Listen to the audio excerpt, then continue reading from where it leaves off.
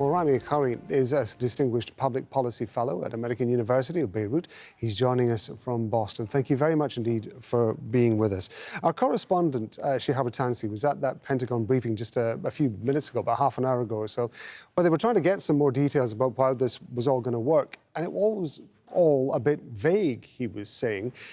Is it too cynical to suggest that this is as much a PR exercise for the countries involved as it is about trying to get humanitarian aid into Gaza? It certainly is a PR exercise, but it also has many other complex dimensions, only a few of which are noble, and the rest of them are probably pretty sinister. The noble one is that anytime you can provide food for starving people, that's something you should do. That's a humanitarian a requirement for every human being. But the problem is that the people are starving because of the policies that the US government and European governments and others have pursued to allow Israel to make them starve and to take away their water and medicine and basic life facilities. So this is a ruse that most of the world can see through. Also, it has a problem, and that might emerge in the future, which is that if this becomes a main route for bringing materials into Gaza, it could shut down some of the other routes around Gaza and give Israel even tighter control of what goes in and out of the territory. And worse even that is that it might provide a mechanism by which the Americans and the Israelis might find it convenient to let the Palestinians leave Gaza, and to complete the ethnic cleansing of Palestine, which is one of the aims of the Zionist movement since the 1920s. They want the Palestinians out. So there are many dimensions of this that are problematic. And once the U.S. is physically there with its port and its supplies, and now over the skies that supplies are dropping, this is a kind of creeping involvement in another Middle Eastern war in which the United States not only doesn't really know what it's doing, but is itself actually a main driver of the fighting and an enabler of the actions of Israel, which the International Court of Justice has called as plausibly genocidal. So there are many, many dimensions to this. Most of them are not good, some of them are.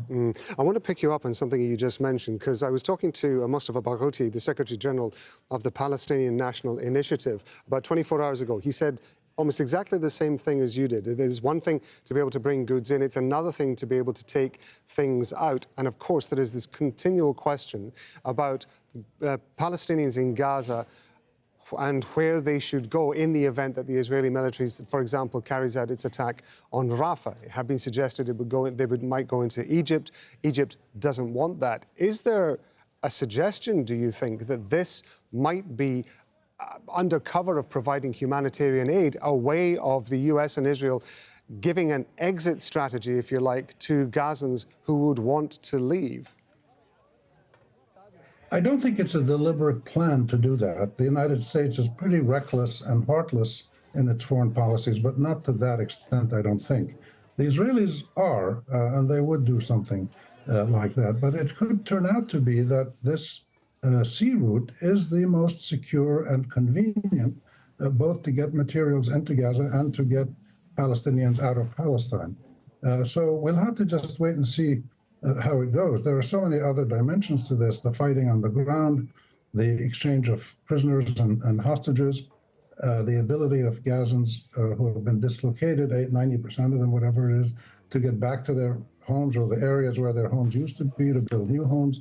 We're now going to have massive tent camps that the U.S. is going to provide, and we don't know what the implications of those are. They're not easy mechanisms to police or to control. So this is a move that has many potential dimensions. It cannot be an isolated move. It has to be linked to a clear, decisive, and internationally recognized strategy to end the fighting, release the prisoners and the hostages, allow Gaza to try to rebuild. It'll take years and years to do that, and then try to get to a negotiation to resolve the underlying causes of this conflict that has gone on now for 100 years. There's also another danger here with the EU involvement. I'm just waiting for the day when the Israelis come and bomb the port, because they've tended to bomb everything else that the EU has funded in the occupied territories that Israel has occupied. They bombed the airport and a fishing port and water systems and schools and UNRWA schools and virtually hospitals. Virtually everything the EU and other donors have funded has been bombed by the Israeli government using American weapons. And American funding and American diplomatic cover at the UN. So this is a ugly, ugly possibility, and I certainly hope it doesn't happen.